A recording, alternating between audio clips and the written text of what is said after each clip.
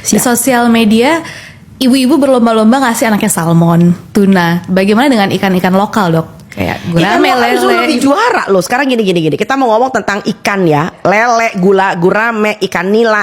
Oke, kembung, gabus. So, kita pisahkan dulu antara ikan laut dengan ikan darat. Nah, ikan darat itu tinggi proteinnya. Ya, termasuk lele, termasuk belut. Proteinnya juara banget. Nah, cuman memang kelemahan dari ikan darat itu karena dia dipelihara dan bukan dari laut, omega 3-nya nggak sebanyak kalau dari laut.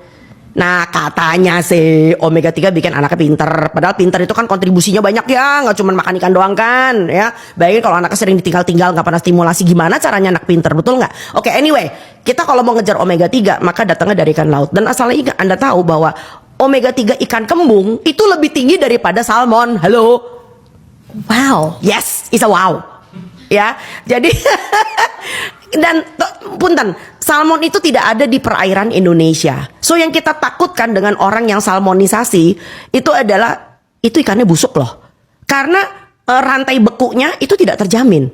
So di mana kamu beli salmon? Oke, ke rumah makan atau ke swalayan yang mewah-mewah. Mungkin pemasoknya oke banget sampai dari lautan Atlantik atau dari New Zealand atau dari Norway, itu Anda pertahankan bekunya. So it should be transferred as frozen, ya kan? Nah, tetapi kalau di tengah jalan tiba-tiba leleh, beku lagi, leleh lagi gitu loh. Makanya kenapa salmon di tanah air kita rasanya amis. Tahu nggak amis itu artinya apa? OTW pembusukan. That's why. Yes. Coba kamu makan salmon di Australia, nggak ada amis. Anda makan salmon di Eropa, nggak ada amis. Karena amis itu adalah OTW pembusukan. Itu berlaku untuk telur, berlaku untuk daging, berlaku untuk ati ayam, berlaku any kind of fish. So when you feel like kok asem, kok amis ya baunya, itu OTW pembusukan. Ikan segar baunya bau laut, tapi nggak amis. Makanya ketimbang sok gaya-gayaan, salmonisasi, yuk makan ikan kembung, makan ikan tenggiri. Apalagi Indonesia Timur ya, wow, itu tunanya kita punya ikan sebelah, kita punya ikan kudu-kudu, ikan papakulu, ikan sukang. Ini kalau ngomong bisa sampai besok pagi nih. Itu kita kaya banget, kamu tahu nggak? Jadi saya suka, I'm very much broken hearted ya ketika kalau kita ada di Indonesia Timur, itu anak-anak kita di sana nggak makan ikan loh, mie kremes. Karena ikannya apa? Ikannya buat dagangan bapaknya.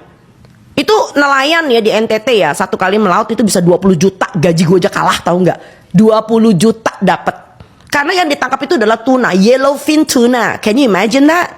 Wow. Ya, lalu mereka juga dapat gurita. Itu tuh digilai oleh orang Korea, orang Jepang. Bapaknya dapat duit dong. Tebak buat apa? Rokoknya ganti dari merek lokal jadi Marlboro Country. Orang Indonesia Timur tuh terkenal laki-lakinya perokok semua. Kalau nggak ngerokok kayaknya nggak gentleman gitu. Oh mamanya dong mulai nyicil perabot, mulai beli mas-masan. Anaknya makan mie kremes.